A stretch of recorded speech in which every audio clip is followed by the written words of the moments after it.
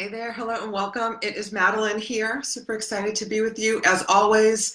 And today I'm talking about labels again. So this week I am volunteering at my local grammar school. I'm teaching the little ones how, some of them are big ones, how to meditate. And I've been doing this since last year, so they're meditating daily. And so anyway, I'm going to see the whole student body this week, and I've already seen, it's Wednesday, right? So I've already seen a considerable amount of the population. But today I was struck in particular by a couple of the children that I saw. And I was planning on coming on and talking to you guys today about something else, but as a result of my visit to the school, I changed it to talk about labels. And that's because in one of the classes, there was this young boy, and I remember him from the last time I was there. He cried throughout the whole session. But today, his teacher said, "Oh, that's Martin, and Martin is autistic."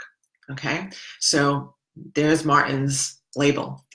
And then there was another class. I'm not sure it was another class or the same class. There was another little girl that I know from when I was meditating in the park with the school kids, and her teacher said to me, "Oh, like that's Kara, and she's disturbed."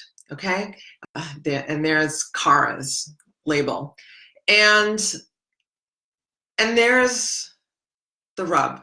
Okay, is that these children have been labeled. It's going to follow them throughout their life, right? So I don't want to get into, like our kids today, but I want to talk about what labels have you put on yourself? What labels have you given yourself? Have society, your physicians, your family given to you that you're now carrying with you and are now weighing you down, right? So, and this is important because being in conformity with our identity is one of the most important drivers. One of the most important things that a human needs to do is to be consistent with their identity. So if you've been given an identity of anxious, nervous, depressed, and it's very cool, right? It's very cool and funny to say things as adults like, "Oh, I'm OCD," right? I'm OCD, which you're not OCD, you're particular, and you like things a certain way. Or I have ADHD, right? Because you can't pay attention, and right, you say things like, "You can't pay attention. I can't do this. This is the way I've always been." And then because somebody gave you that label, and now you're living up to it, right? Because there's nothing more important than our being consistent with our identity. So, and this is true, I have a couple stories to tell you. So, this was true for my dad, who, my dad is deceased now, but that he suffered from anxiety, medicated it with alcohol because he didn't know any better. And then he was labeled by physicians early on and was medicated. Right, so then he was medicated. He started taking these psychiatric drugs that altered his mood and essentially ruined his life. My dad has lots of crazy labels throughout his life. And I don't think he was any of those things, but he didn't know any better at the time. Family and the medical field, I'm sure, were doing the best that they could. I don't want to put down the medical field. Like doctors are important, right? So like if I break my arm or get a cut or have an infection, I'm going to go to the doctor to get some, to be treated. But when you're suffering from situations like anxiety, depression, or mood disorders, or other types of mental disorders, I believe that those are conditions of, hey baby, good to see you. Those are conditions of the spirit, not necessarily conditions that need to be treated. And therein lies the rub, because physicians are taught to treat, right? That's their job, is to treat and prescribe medication, right? And big pharma is a thing. So there's way more people on medication than they need to be for all kinds of things, especially anxiety and depression. I talk to people all the time who are taking medication for anxiety and depression, who have been taking medication for anxiety and depression. Something I hear on a regular basis is, Madeline, I've taken them all, right? I've taken them all and they don't help anymore, and I feel worse than ever.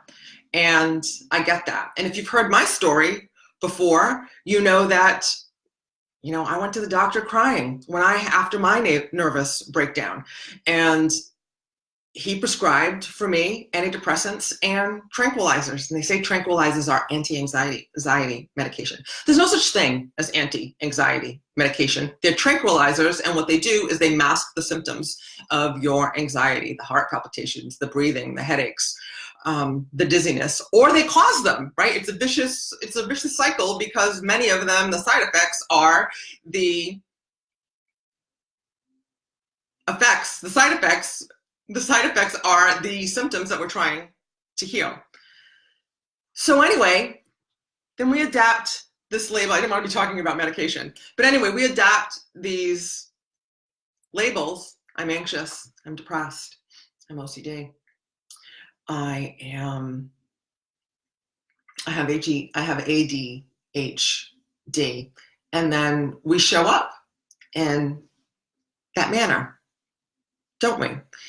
And today I want to pose to you, who are you? Who are you really? Right? And I want to give you some new labels to try on and see if they fit you better than the ones that you've been living up to so far. Hey, Benoit, good to see you, my love. Right? So who are you and who do you want to be?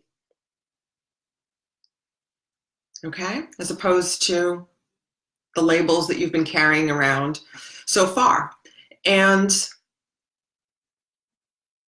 who you are is an infinite being with unlimited potential. And you know that already, right? Because you're a high achiever, right? You get things done. You have you've probably accomplished everything that you've ever set out to do.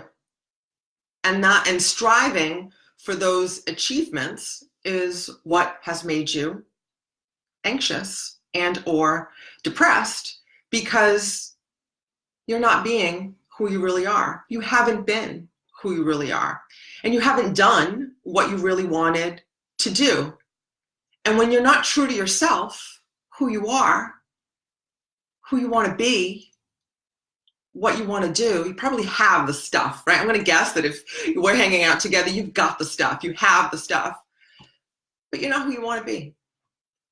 Maybe you're not doing what you want to do, and that is what's fueling your anxiety and or depression, right? It's not the job. Maybe the job's crazy. It's not traffic. It's not your kids.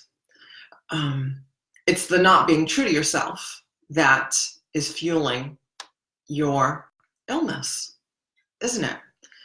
So one of the things I help people do in my the primary thing really that I help people do in my Primordial Power Program is be who they want to be and do what they want to do. But first, we've got to let go. We've got to uncover the root cause of the anxiety and depression. And actually, this is one of the many root causes that I see. I'm not being true to myself, not doing what I want to do, and because I'm doing what was expected of me. And that's another box that we high achievers put ourselves in, isn't it? That's right? So I want to tell you about Serena specifically, okay? So Serena is an amazing lady. We've been working together for a while, and she went to a fancy school, and she had aspirations of, opening up her own restaurant and being a chef. Right, so she went to fancy business school, and she wanted to cook in her own restaurant and run her own restaurant. But when she graduated from business school, her family business of something completely unrelated to food and restaurants was failing. So she felt she had to jump in the family business and save it. That's what was expected of her, right? The business was failing. It was going to fail if somebody didn't do something. Her sister was in the business, running the business, and she was running it into the ground. So Serena, put her dream of a restaurant on hold, of being a restaurateur and chef on hold, and jumped in to save the family business. She married the man that she met in college, because that's what, all her friends were doing at the time. And she had his children, right? And she loves her children, right? And she loves her children, and she loved her husband as well. But he wasn't the man for her. So fast forward 20 or 30 years, of that life. So Serena never left the family. When she met me, she was still running the family business. She turned it around. She saved the business. She saved her parents' nest egg. Company's profitable. And now this is what she does. And she was married to the wrong man. And Serena was anxious and depressed. Of course she was, because she'd been living someone else's life her whole life. And she was sick. She was sick. And she was stuck. So, and that's where she was when she found me. And I hope that you can appreciate how soul-sucking that is, right? So on the outside, Serena looked like she had an amazing life, right? She did have an amazing life, right? She was running this profitable company. She was wealthy. She had a beautiful family with, a few kids, and amazing children, no less. And, a couple of residences, and, here and there. And she vacationed regularly, and she was dying inside. And that showed up for her as anxiety, panic attacks, phobia, and bouts of depression. Of course it was. She was living somebody else's life. So then Serena met me, and I got to tell you, I heard, like on our first call together, on our breakthrough call together, I was able to hone in pretty quickly on what was going on with Serena. But I helped her through the process. She enrolled in my Primordial Power Program. Say that 3 times fast. And we helped her reconnect with herself, right? We helped Serena reconnect with Serena, let go. We uncovered the root cause of her anxiety and depression. And as a result, Serena's still working in that family business, but she's at a point where the business is working for her instead of her working for the business. And now she can explore her dreams. Okay. She left that marriage. Okay. Right. She left that marriage, which was very difficult, because her husband was an amazing dude, right? He was a good guy, a good father and husband to her and her family, but he wasn't the guy for her. Right. So she ended that relationship, in a way that was, her children were adults at this point. But a divorce is painful for the family regardless. But she was able to do it in a manner that was graceful and thoughtful and minimize the pain of her and her family. And now let me tell you, she's got male suitors like lined up waiting to take her out on dates, because Serena reconnected with who she really was, right? With who she really is.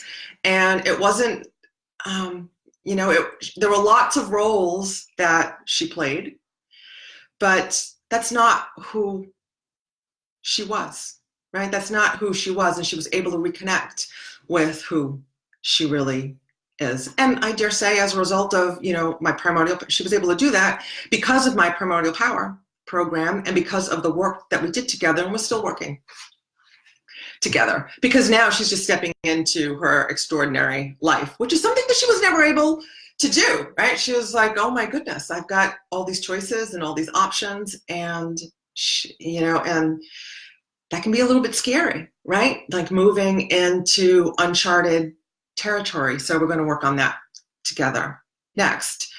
So, what I want you to take away from this today, right, and to consider is, where in your life are you not being true to yourself? Who are you? What labels have you adopted as labels and as beliefs, right? And all beliefs is a thought that we think about over and over and over again. So what beliefs and labels have you adopted to yourself that aren't true? Is it anxiety, depression, or is it some other label that doesn't serve you, some other situation or role, which is what you do, but isn't who you are?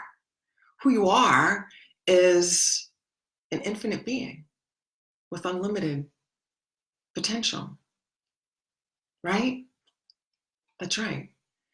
And maybe you're thinking, oh my goodness, Madeline, I don't feel all that.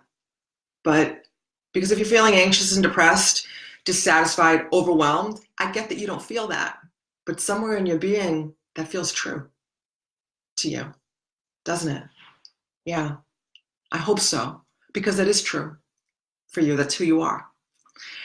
You're not your thoughts. You are the thinker of your thoughts. You're that awareness behind the thoughts.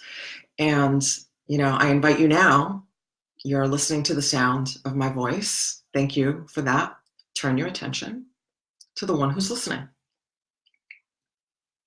That's you. That's the real you.